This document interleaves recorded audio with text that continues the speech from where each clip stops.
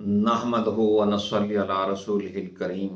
ख़ातमुन नबिय्यीन सल्लल्लाहु अलैहि वालिहि वसल्लम अम्मा बाद फ़ाउज़ु बिल्लाहि मिनश शैतानिर रजीम बिस्मिल्लाहिर रहमानिर रहीम व यसअलूनका अनिर रूह कुलिर रूहु मिन अम्रि रब्बी वमा ऊतीतुम मिनल इल्मि इल्ला कलीला सदक़ल्लाहुल अज़ीम।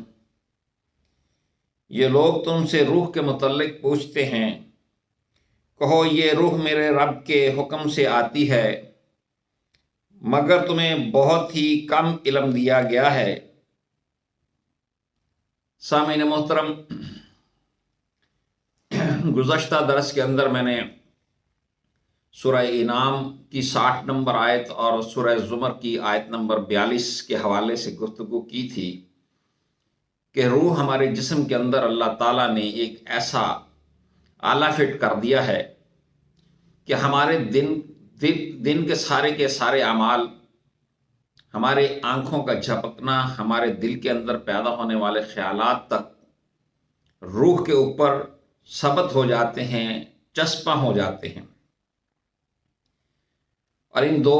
मज़कूरा आयात के अंदर अल्लाह ताला ने इन्हीं चीज़ों के मुतालिक बताया है, और मैंने आपको साइंस की नई टेक्नोलॉजी के हवाले से गुफ्तगू की थी। और फिर मैंने आपको बताया था कि सुनन नसाई की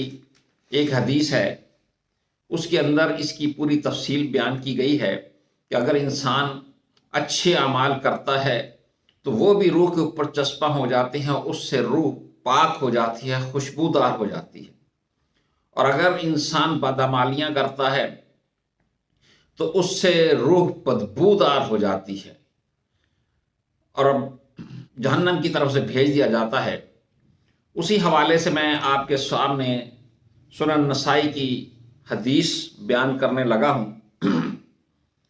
सुनन नसाई के अंदर बाब है मा युल्का बिहिल मोमिनु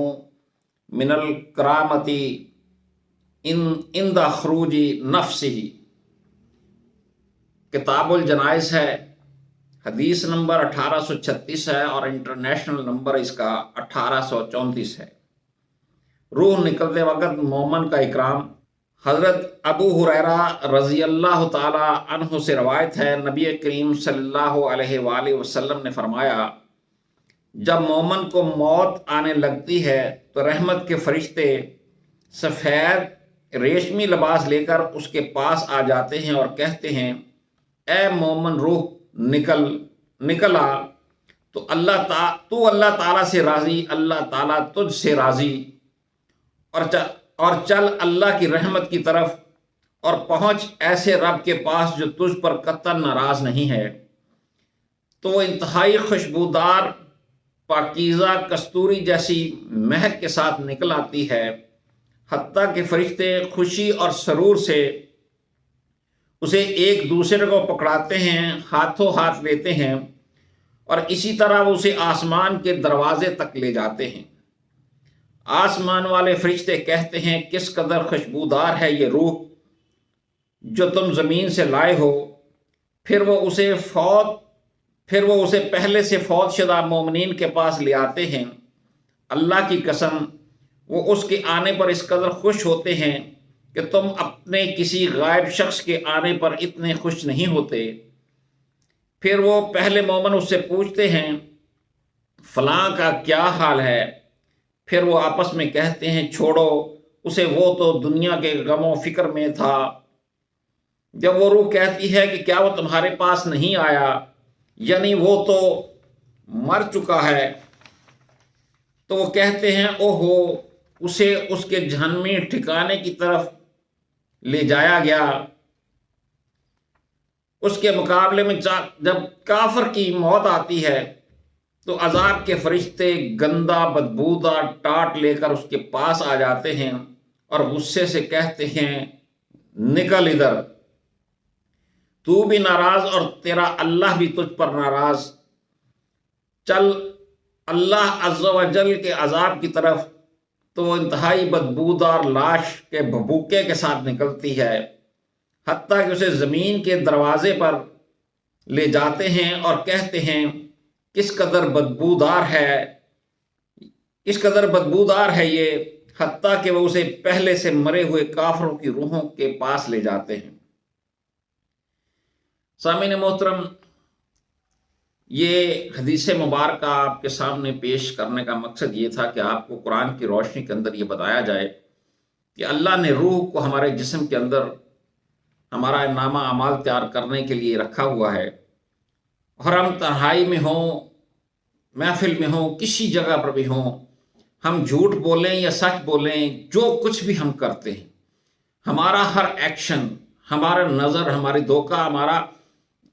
ہماری سماعت، ہر چیز جو ہم کرتے ہیں اس کے اثرات ہماری روح کے اوپر چسپاں ہو جاتے ہیں۔ اگر اچھے اعمال کریں گے تو روح خوشبودار ہو جائے گی اور پاک ہو جائے گی، جیسا کہ سورہ الشمس کی آیت نمبر 9 اور 10 کے اندر کہا گیا، قد افلح من زکھا وقد خاب من دسہا، یقیناً کامیاب ہوا وہ جس نے نفس کو پاکیزہ کر لیا،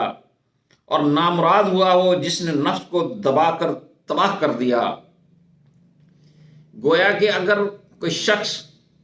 نیک عمل کرتا ہے تو اس کی روح پاکیزہ ہوتی ہے، وہ خوشبودار ہو جاتی ہے، اور اگر وہ بد اعمالیاں کرتا ہے، گناہ گار ہوتا ہے، اللہ کی نافرمانیاں کرتا ہے، تو اس سے اس کی جو روح ہے وہ ناپاک بھی ہوتی ہے اور بدبودار بھی ہو جاتی ہے۔ اور جیسا کہ اس حدیث مبارکہ کے اندر کہا گیا کہ نیک روحوں کو آسمان کی طرف لے جایا جاتا ہے اور بدبودار روحوں کو زمین کے 7ویں تہہ میں سجین کے اندر قید کر دیا جاتا ہے،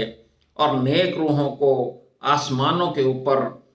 ایک مقام ہے علیین، اس کے اندر جا کر رکھا جاتا ہے، وہاں پر وہ عیش و آرام سے رہتی ہیں۔ تو یہ تھا وہ سارے کا سارا پس منظر جو میں نے سورہ انعام کی آیت نمبر 60 اور سورہ زمر کی آیت نمبر 42 کے متعلق آپ سے کہا تھا کہ میں انشاءاللہ سنن نسائی کی حدیث آپ کے سامنے پیش کروں گا، تو میں نے یہ آپ کی مزید تفصیل آپ کے گوش گزار کر دی ہے۔ اللہ تعالی ہمیں نیک اعمال کرنے کی توفیق عطا فرمائے۔ وما علینا الا البلاغ۔